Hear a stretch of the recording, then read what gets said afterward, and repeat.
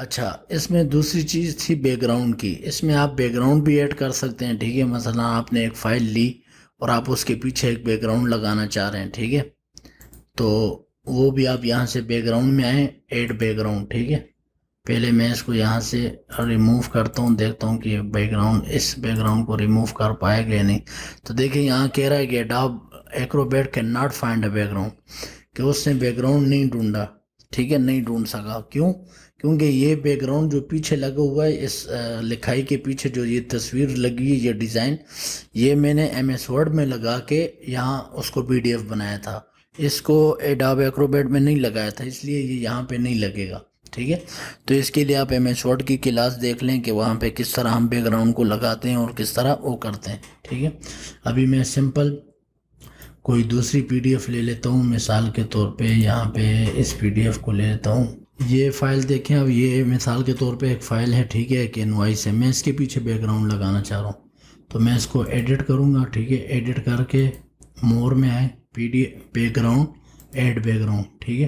اب اس کے پیچھے آپ کلر بھی دے سکتے ہیں، مثال کے طور پہ میں چاہتا ہوں یہ ہلکا سا نیلا کلر ہو، اوکے کریں تو یہ دیکھیں اس فائل کو نیلا رنگ مل چکا ہے۔ اب یہ کیوں آیا ہے؟ یہ اس لیے یہاں پہ کوئی تصویر سی مطلب انہوں نے استعمال کی ہوتی ہے، جب انہوں نے بنائی ہے تو بعض دفعہ یہ اس طرح آ جاتا ہے سفید، اس کو آپ اسی طرح سلیکٹ کر کے ڈیلیٹ کر دیں، ٹھیک ہے؟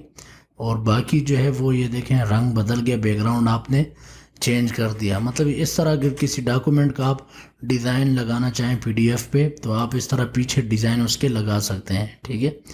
یہ بعض فائلیں ہوتی ہیں، پی ڈی ایف فائل ہے، آپ کو کسی نے لکھ کے بھیج دی پی ڈی ایف اور کہہ رہا ہے کہ اس کے پیچھے ایک ڈیزائن ہو، ٹھیک ہے؟ یا کوئی اس طرح اچھی سی تصویر ہو، تو اس کو آپ یہاں پہ لا کے اس طرح بنا سکتے ہیں۔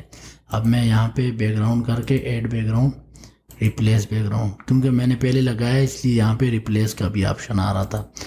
براؤز کروں گا، ادھر آپ کوئی بھی مثلا چیز لے لیں، مثال کے طور پہ میں یہاں پہ آ جاتا ہوں، ڈاؤن لوڈ میں ادھر ایک تصویر پڑی تھی، یہ لگا لیتا ہوں مثال کے طور پہ، ٹھیک ہے؟ اب یہ اوکے، یہ دیکھیں یہ اس کے پیچھے جو ہے نا یہ آ گیا۔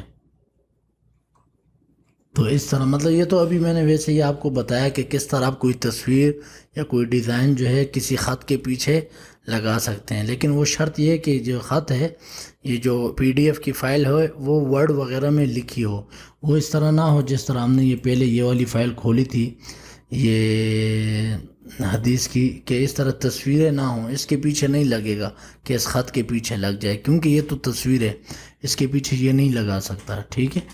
اب کوئی چاہے کہ اس کے پیچھے بھی لگانا چاہتا ہوں تو اس کا طریقہ یہ ہے کہ اس کو ہم فوٹو شاپ میں لے کے جائیں گے اور وہاں پہ اس کو جو ہے صاف کر کے تو اس کے پیچھے لگا سکتے ہیں، تو یہ کام فوٹو شاپ کا ہے۔ اس کے لیے آپ میرے فوٹو شاپ کا ٹیوٹوریل دیکھیں کہ اس میں ہم کس طرح بیک گراؤنڈ وغیرہ صاف کرتے ہیں اور کس طرح کوئی ڈیزائن بناتے ہیں، تو وہاں پہ آپ کو یہ چیز انشاءاللہ یہ مل جائے گی۔